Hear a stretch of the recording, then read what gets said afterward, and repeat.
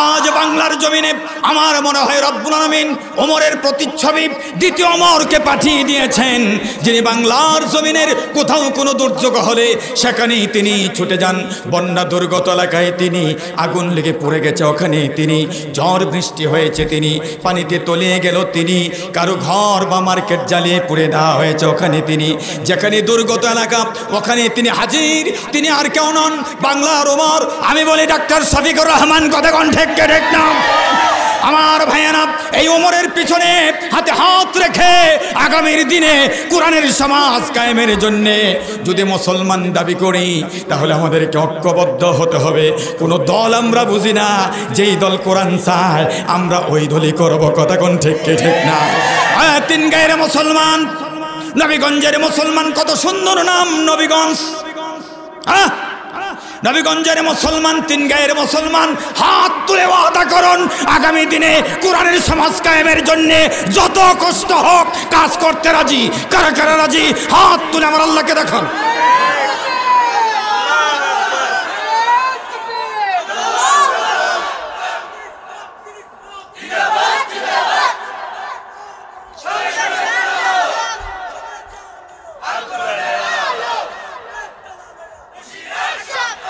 আমার আল্লাহ বলেন, ও নবী আপনি জানিয়ে দেন, কোরআনের কথা বলার পরেও যদি তারা কোরআনের সমাজ ব্যবস্থার জন্য কাজ না করে, কোরআনের আন্দোলন তারা যদি না করে, মুসলমানেরা আপনি জানিয়ে দেন, কুল আরাআইতুম ইন আখাযাল্লাহু সামআকুম ওয়া আবসারাকুম ওয়া খাতামা আলা কুলুবিকুম মান ইলাহুন গায়রুল্লাহি ইয়াতিকুম বিহি উনজুর কাইফা নুসাররিফুল আয়াতি সুম্মা হুম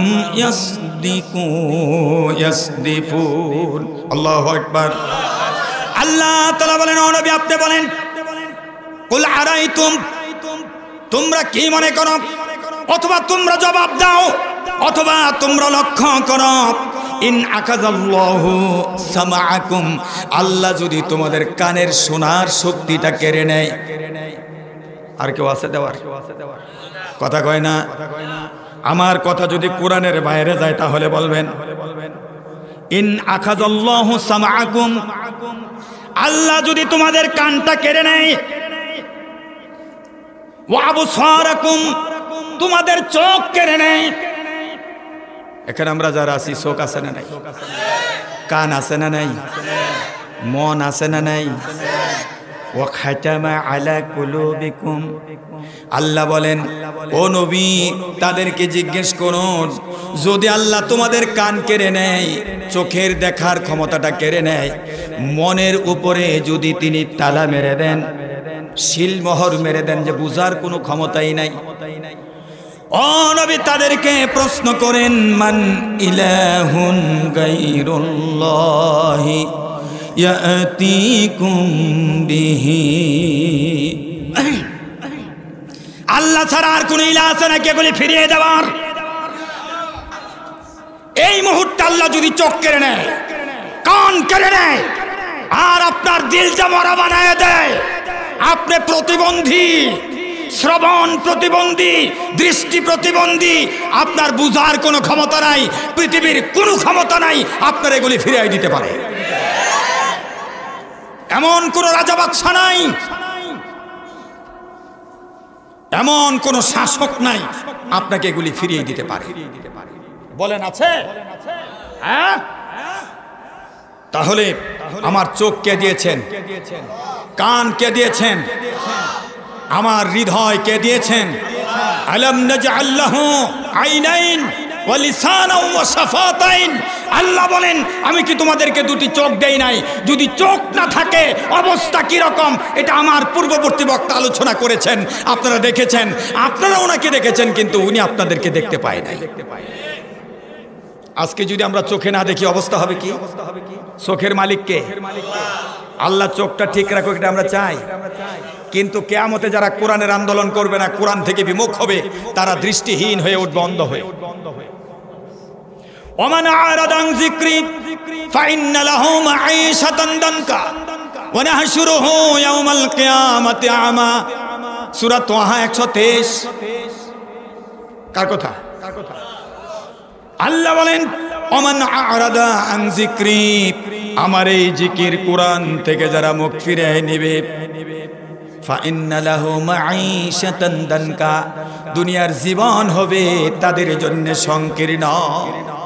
গত 17 বছর এই কথাটা বললে আমাদেরকে মানুষ ক্রিটিসাইজ করছে, হুজুর যারা কোরআন বিমুখ তারাই শান্তিতে আছে, আপনারা অশান্তিতে আছেন, আপনারা কেউ জেলে কেউ বাহিরে, আপনারা ফেরারি জীবন যাপন করছেন, ঘরে থাকতে পারেন না, শুইতে পারেন না। আমি বললাম অপেক্ষা করেন, ধৈর্য ধরেন, কিছুদিন পরে সুসংবাদ পাবেন। অবশ্যই সাবিরিন, ধৈর্য যারা ধরে তাদের জন্য সুসংবাদ আছে, আছে না নাই? ওয়ালা নাবলুওয়ান্নাকুম বিশাইইম মিনাল খাউফি ওয়াল জুই ওয়া নাকসিম মিনাল আমওয়ালি ওয়াল আনফুসি ওয়াস সামারাত ওয়া বাশশিরিস সাবিরিন ইন্নাল্লাহা মাআস। এখন বলেন সংকীর্ণ জীবন কিভাবে? একটা উদাহরণ বাংলাদেশ থেকে দিই। যারা 17 বছর ক্ষমতায় ছিল, হাজার হাজার কোটি টাকার মালিক তারা হয়েছে। কিভাবে হয়েছে? হালাল না হারাম এটা আপনারা জানেন, এই ওয়াজ আমার করার দরকার নাই। এখন তাদের জীবন এত সংকীর্ণ, নিজে মুখটা বের করে জনগণের সামনে আসতেও পারে না, পরিচয় দিতে পারে। তাদের প্রধান পালিয়ে গেছে, মাইন্ড করবেন না, তাদের প্রধান পালিয়ে গেছে, আর তার শিষ্যরা অসহায় অবস্থায় আছে, সমাজে এই পরিচয় দিয়ে দাঁড়াইতেই পারে না। আমি যখন ঘরে বসাছিলাম, আমার এক ভাই কথা বলার সময় বলল আগামী নির্বাচনের ব্যাপারে। আমি বললাম যে না, আওয়ামী লীগ নির্বাচনে আসবে না। তিনি বললেন কেন? আমি বললাম ওনার কোনো কর্মী মাঠে দাঁড়ায় মানুষের সামনে যেতে পারবে না, লজ্জায় হোক, ঘৃণায় হোক, আর জনতার রোষণের কারণে হোক, যেতে পারবে না। এখন আপনারা বলেন, কোরআন থেকে বিমুখ হলে আল্লাহ যে দুনিয়ার জীবন সংকীর্ণ করে তার বাস্তব প্রমাণ হাজার কোটি টাকার মালিক একটা ফকিরের চাইতে অসহায় জীবন যাপন। তাহলে দুনিয়ার জীবন সংকীর্ণ কোরআন থেকে বিমুখ হলে এর প্রমাণ আমরা পাইলাম। এরকম হাজারটা উদাহরণ দেওয়া যাবে, সারা রাত্র শেষ হবে, কিন্তু উদাহরণ দেওয়া শেষ হবে না। আল্লাহর কসম, আপনি কোরআনের বিরোধিতা করবেন, আল্লাহ জনগণকে আপনার এমন বিরোধিতা করাই দিবে, জনগণের সামনে আপনি 1 মিনিট টিকতে পারবেন। 17 বছর আমরা টিকে আসছিলাম, আপনি 1 ঘন্টাও টিকতে পারেন না। কথা কয় না? টিকছে? হ্যাঁ, 1 ঘন্টা টিকতে পারে না। কারণ কি? এই আয়াতের মধ্যে আসবে এটা পাপের ফসল। কিসের ফসল? আল্লাহ কয় দুনিয়ার জীবন হবে সংকীর্ণ কোরআন থেকে মুখ ফিরাই নিলে। এই সংকীর্ণের একটা ছোট উদাহরণ দিলাম। আরেকটা হলো ওয়া নাহশুরুহু ইয়াউমাল কিয়ামাতি আমা, কিয়ামতে আমি তাদেরকে অন্ধ করে উঠাবো। আপনারা কি অন্ধ হয়ে উঠতে চান? ক্বালা রাব্বি লিমা হাশারতানি আমা ওয়া কাদ কুনতু বাসীরা। তারা বলবে ও আল্লাহ, আমারে অন্ধ বানাইছো কেন? দুনিয়াতে তো আমার চোখ আছে। قال كذلك أتتك آياتنا فنسيتها وكذلك اليوم تنسى। ও গোলাম, দুনিয়াতে তোদের সামনে কোরআনের কথা বলতো, কোরআন সুন্নাহর কথা বলে বলে তোদেরকে আলেম ওলামারা বুঝাইছে, কিন্তু তোরা কোরআন থেকে মুখ ফিরাই নিছস, এগুলি ভুলে গেছস। দুনিয়াতে যেইভাবে বলছস আজকে তোদেরকে ওইভাবে ভুলে দেওয়া হলো। আল্লাহ যদি ভুলে যায় এমন কোন বন্ধু আছে বাঁচাইতে পারবে? রেজাল্টটা শুনে আল্লাহ বলছেন ইয়াউমা ইয়াফিরুল মারউ মিন আখিহি ওয়া উম্মিহি ওয়া আবিহি ওয়া সাহিবাতিহি ওয়া বানি। এই নবীগঞ্জের মুসলমান, কান খুলে শোনো, কান খুলে দিলের কান দিয়ে শুনে রাখো, কিয়ামতে তোমার মা তোমার থেকে পলায়ন করবে, তোমাকে চিনবে না, তোমার বাবা তোমার পরিচয় দিবে না, তোমার ভাই তোমার পরিচয় দিবে না, তোমার বন্ধু তোমার পরিচয় দিবে না, নেতা তো দূরে থাক, নেতা তো বহু দূরে। আল্লাহ বলছেন ওয়া ইয়াউমা নাদউ, কি জানি আয়াতটা ভুলে গেছি, যে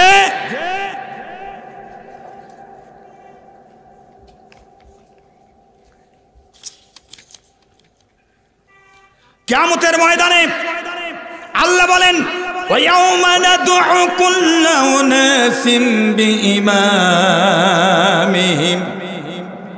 তোমার নেতা সহ তোমাকে আল্লাহ কিয়ামতে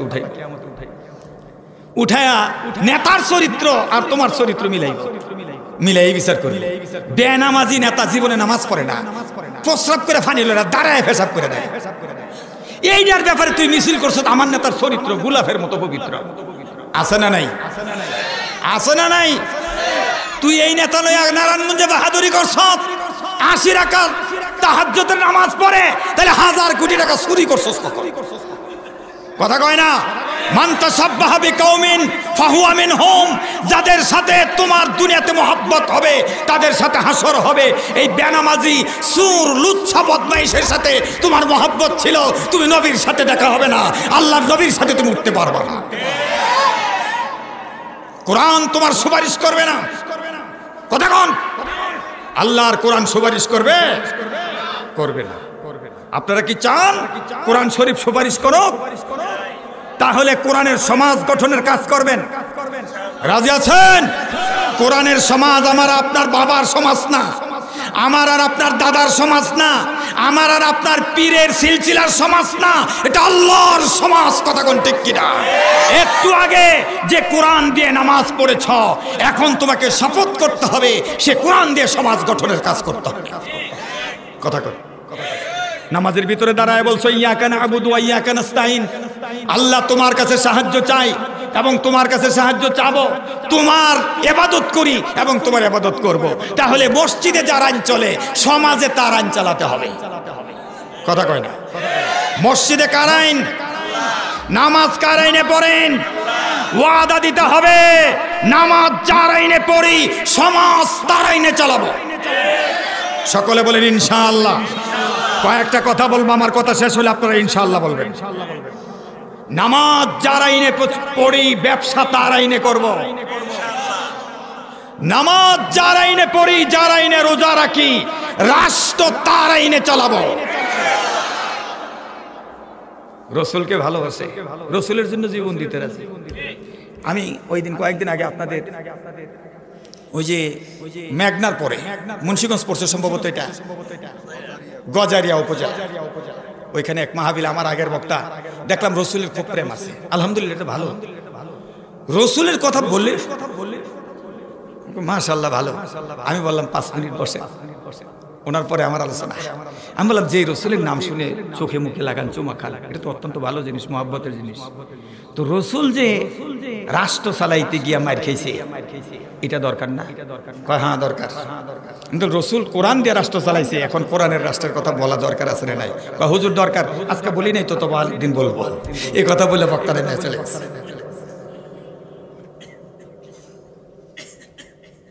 মিলাদ ফিরে, দুরুদ ফিরে, মিষ্টি খাওয়া সুন্নাত। রসুল যে তায়েফে পাথরের আঘাত খাইছে ওইটাও সুন্নাত। কথা কয় না? উহুদের প্রান্তরে রসুলের দাঁত ভাঙছে, তোমার নবীর দাঁত ভাঙছে, আর তোমার শরীরে একটু আসরও লাগে নাই, তুমি আমার নবীর সামনে যাইবা কেমনে কিয়ামতে? কথা কয় না? আল্লাহর কসম,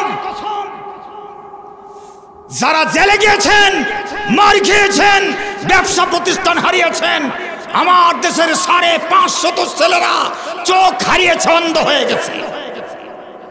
প্রায় 20,000-এর মতন ছেলেরা পঙ্গু হয়ে গেছে, তাদের পা হারিয়েছে। গত বৈষম্য বিরোধী আন্দোলনে 1,500-এর অধিক শাহাদাতের তামান্না পান করেছে।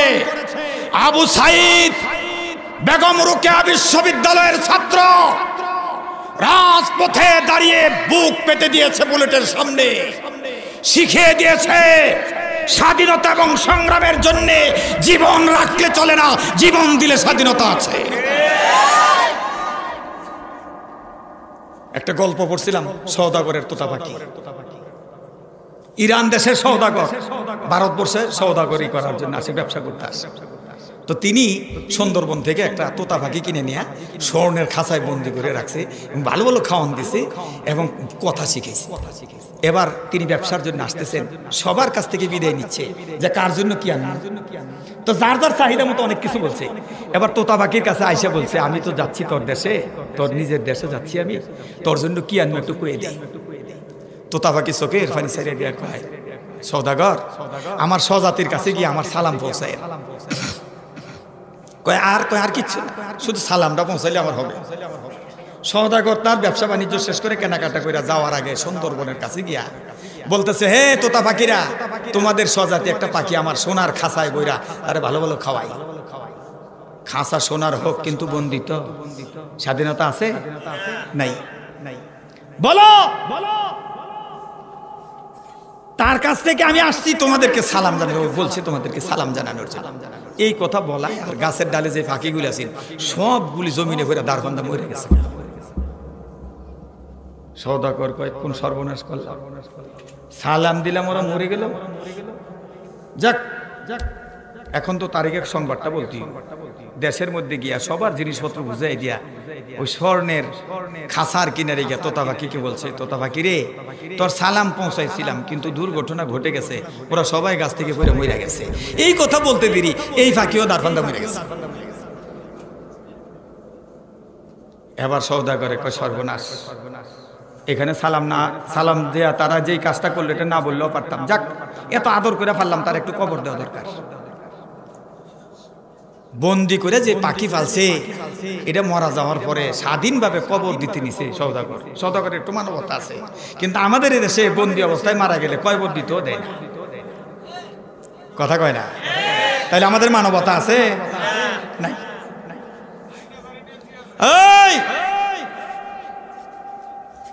সওদাগর খাঁচা থেকে বের করে মরুভূমিতে নিচে কবর দিব, বালুর কিনারে রাইখা কবর করতেছে, পাখি উড়াল থাকিয়ে গাছের ডালে বসে আছে। কিরে পাখি এত আদর করলাম, তুই দি এখন যেতা, একটু আগে তো মনে করছি মরা। কয় মালিক তুমি বুঝো নাই, আমি বুঝছি, আমার যে সালাম দিছ ওখানে ওরা যে পড়ে মরছে, ওরা আমার শিখাইছে স্বাধীনতা পাইতে হলে মুক্তি পাইতে হলে মরতে, জীবিত থাইকা মুক্তি পাবি না, এই জন্য তারা মরে গেছে, আমার শিখাইছে মরতাম, আমি মরার পরে তো তুমি খাসার দুয়ার খুলছ, এখন আমি উড়াল আসছি স্বাধীনতার জন্য একবার মরছি। সুতরাং আবু সাইদ শিখাই দিছে, হে বাংলার জনগণ, স্বাধীনতা পাইতে হলে মুক্তি পাইতে হলে মরতে হবে, জীবিত থাইকা স্বাধীনতা পাইবা না, কথা কোন ঠিক ঠিক না? আবু সাইদ মুগ্ধ, ওরা মরে নাই, ওরা জীবিত অমর হয়ে অম্লান আমাদের স্মৃতির মধ্যে বেঁচে থাকবে, বেঁচে থাকবে যুগের পর যুগ, কথা বলেন ঠিক ঠিক না? আবু সাইদ মুগ্ধদের পথে আমাদেরকে করণীয় কাজ হলো আগামী দিনে কোরআনের সমাজের জন্য আরো কুরবানি, আরো শাহাদাত, আরো রক্তের প্রয়োজন, কথা বলেন ঠিক ঠিক না? সেজন্য প্রস্তুত থাকতে হবে, নতুবা আল্লাহর গজবের অপেক্ষা করো। কোরআন বুঝানোর পরে যদি কোরআন না মানো তাহলে আল্লাহর গজবের অপেক্ষা করো, আর যদি কোরআন মানো পুরস্কার হলো একটা নিরাপদ শহর, একটা নিরাপদ রাষ্ট্র আল্লাহ তোমাদের দিয়ে দিবেন, তোমাদেরকে খেলাপথ দিয়ে দিবেন।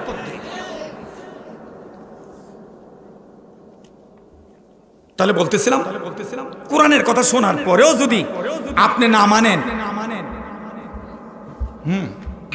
এটা পানি এসে, তাহলে আল্লাহ যদি আপনার চোখ কেড়ে নেয়, কান কেড়ে নেয়, আপনার হৃদয়ে তালা মেরে দেয়, আর কেউ আছে এগুলি ফিরিয়ে দেবার?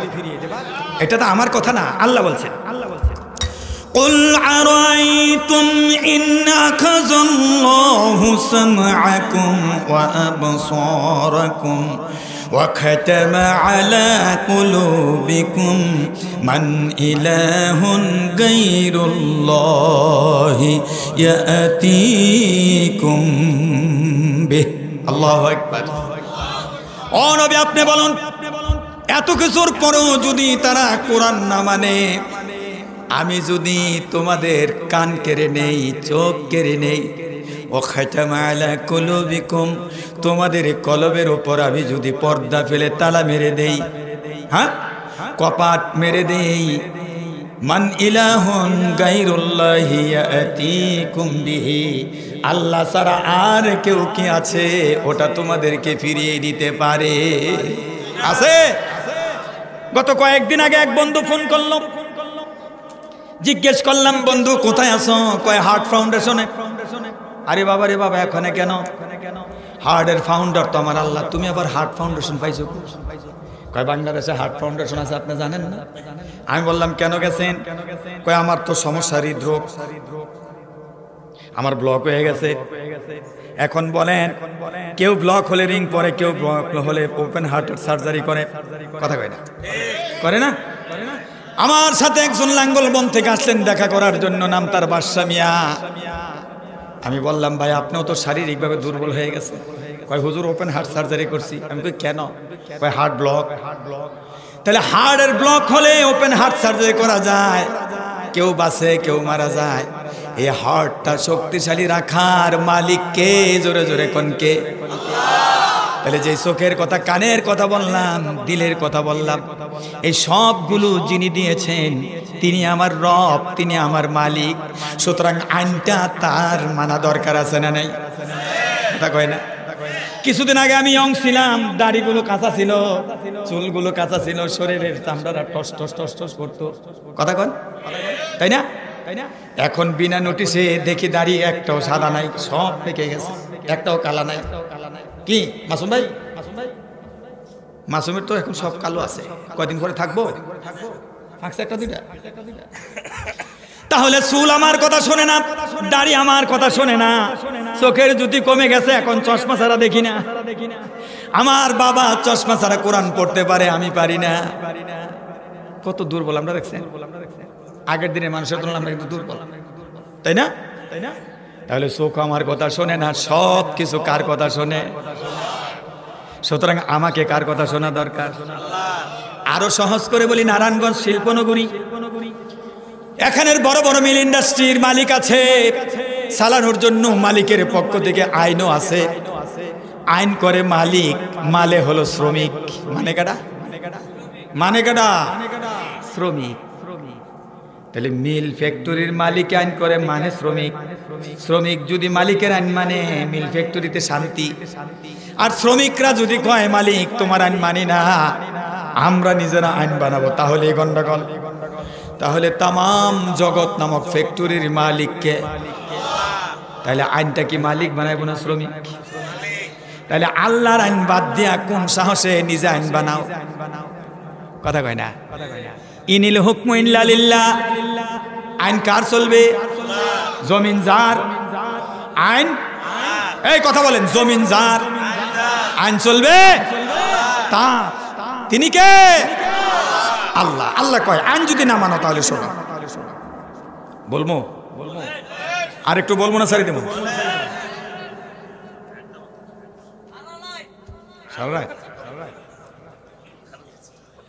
আল্লাহ রাব্বুল আলামিন বলেন,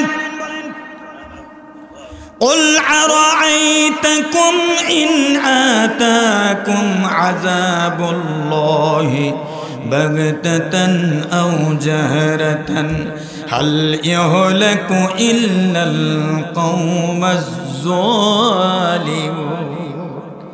এখানে ফিল্টারিং এর কথা আছে, অনেকে বেজার হইব, আল্লাহর রাস্তায় বেজার হবেন না, আমি কোরআন থেকে বলতেছি।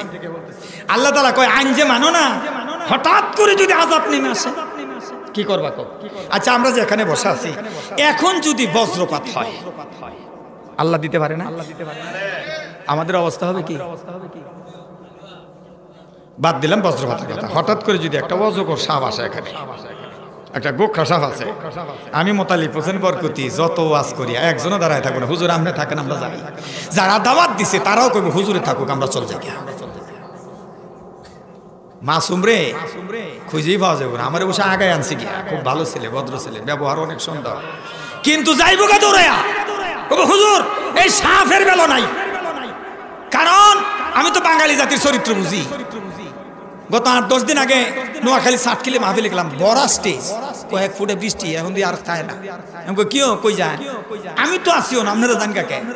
কয় হুজুর শীত আস্তে আস্তে যে ঠান্ডা লাগলো জায়গা আমারে থুয়াবি।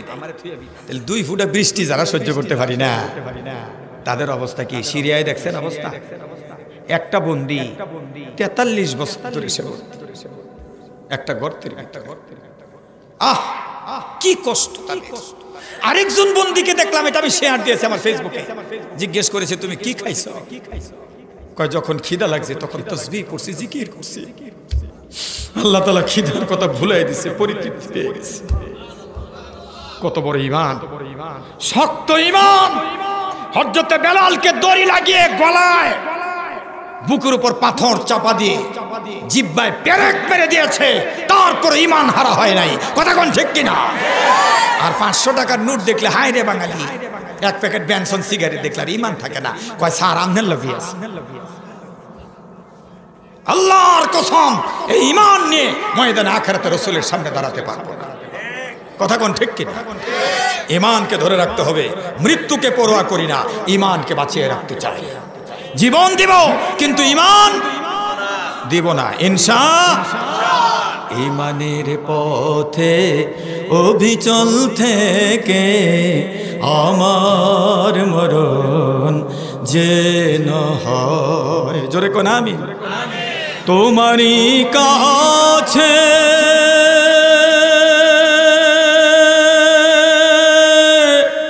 মিনতি আমার, মহামহিম দয়াময়, ইমানের পথে অবিচল থেকে আমার মরণ যেন হয়। জোরে কোন আমিন। আমার ভাইয়েরা, আল্লাহ বলেন নবী জিজ্ঞেস করুন তাদেরকে, হঠাৎ করে যদি আযাব আসে, আও জাহারাতান, অথবা প্রকাশ্যে যদি আযাব আসে, শোনো হে নবী, হাল ইউহলাকু ইল্লাল কওমাজ জালিমুন, যারা জালেম তারাই ধ্বংস হবে, আর যারা নেককার তারা বেঁচে যাবে। 5 তারিখে যখন হঠাৎ করে আযাব নেমে আসলো, আমার দেশের তরুণ ছাত্র জনতা ঘর থেকে বেরিয়ে আসলো। আমি যেন মনে করতেছিলাম সেই ফাতে মক্কার দিন, যেদিন বাইতুল্লাহ নবীজির জন্মের আগে আল্লাহ রক্ষা করেছেন হস্তি বাহিনী থেকে আবাবিল পাখিগুলো উড়ে আসছে। আমার যেন মনে হয়েছে জান্নাত থেকে হুর গেলমানেরা উড়ে উড়ে ঢাকা শহরের দিকে সব রওনা করেছে।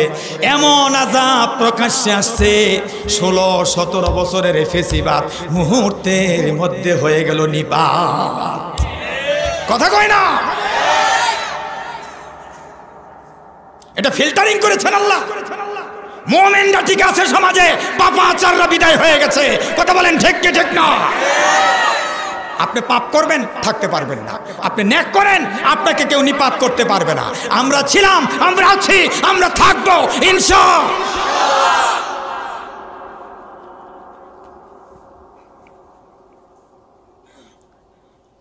ভয়ের কোনো কারণ নাই। আমরা যারা কোরআন নিয়ে, কোরআনের সোনালী সমাজ ব্যবস্থার স্বপ্ন দেখি, আমাদের ভয়ের কারণ। ভয় কি তোমার সঙ্গে খোদা দিলের কাবায় কোরআন বাধা, ঠিক না? মরলে শহীদ বাঁচলে গাজী, কে বা তোমায় দেই ফাঁকি। চলো চলো চলো মুজাহিদ, পথ যে এখনো বাকি। ভুলো ভুলো ব্যথা ভুলো, মুছে ফেলো ওই আখি। চলো চলো চলো মুজাহিদ। মারহাবা কোন গজল একটা শোনাম ইনশা। আমি আসার সময় লাঙ্গলবন থেকে যারা আসছে তারা হুজুর একটা গজল শোনাইবেন, পরে যাবো। এই জন্য প্রথমে একটু গজল শোনাই দিচ্ছি, নাহলে এখন আর গজল কই না। কারণ আগে তো ইয়ং ছিলাম, এখন বুড়া বয়সে কি আর গজল বলা যায়? এই জন্য বলি না। আগামীকাল যিনি আসবেন আসিফ সাহেব, উনি ইয়ং মানুষ, একটু গজল টজল বলবো, একটু আমোদ ফুর্তি করবো। তবে বলে দিবেন যেন মাহফিলের পরিবেশ নষ্ট হয়, ওই কথাগুলো না কয়। আল্লাহ কবুল করুন। আমার ভাইয়েরা, তারপর আল্লাহ বলেন ওয়ামা নুরসিলুল মুরসালিনা ইল্লা মুবাশশিরিন ওয়া মুনজিরিন ফামান আমানা ওয়া আসলাহা ফালা খাউফুন আলাইহিম ওয়ালা হুম ইয়াহজানুন। আল্লাহু আকবার। আরো জোরে কোন। সুতরাং রাসূলের কাজ হলো তার রিসালাতের দায়িত্ব পালন করা, মানুষকে সুসংবাদ দেওয়া এবং সতর্ক করা। এগুলি শোনার পরে, করার পরে এখন শোনো, যারা পাপ করছো, গুনাহ করছো, জুলুম করছো, নির্যাতন করছো, সবার জন্য এখনকার ওয়াজ শোনো। আল্লাহ বলেন ওমান আমানা ওয়াসলাহা, যারা ঈমান আনলো, নিজেকে ইসলাহ করলো, সংশোধন করলো, তুবু ইলাল্লাহি তাওবাতান নাসুহা। আল্লাহ অতীত জীবনে বহু ভুল করে ফেলেছি, বহু গুনাহ করে ফেলেছি, ওগুলি থেকে মাপ চেয়ে তোমার পথে ফিরে আসলাম।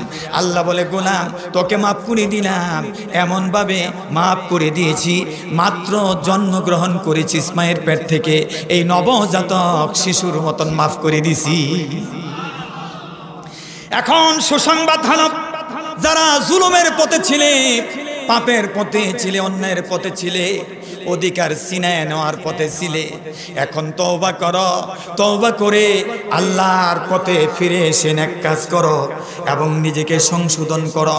ফামান আমানা ওয়া আসলাহা, যে ঈমান আনে এবং নিজেকে সংশোধন করে, ফালা খাউফুন আলাইহিম ওয়ালা হুম ইয়াহজানুন, তাদের কোনো ভয়ের কারণ নাই, তাদের কোনো চিন্তার কারণ নাই। আল্লাহ রাব্বুল আলামিন তাদেরকে মুক্তি দিবেন, জান্নাত দিয়ে দিবেন। জোরে জোরে কোন সুবহানাল্লাহ।